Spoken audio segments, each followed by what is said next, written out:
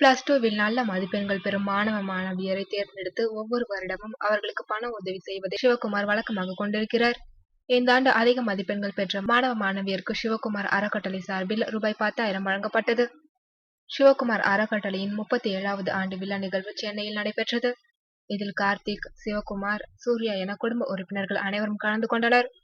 37 ஆண்டுகளாக இதனை நடத்தி வரும் நடிகர் சிவகுமார், ஏழை குழந்தைகள் படிப்பது எவ்வளவு சிரமம் என்பதை நான் அனுபவபூர்வமாக உணர்ந்திருக்கிறேன். நன்றாக படிக்கக்கூடிய குழந்தைகளுக்கு என்னால் முடிந்த உதவிகளை செய்வதில் மிகுந்த மனநிறைவு அடைகிறேன்.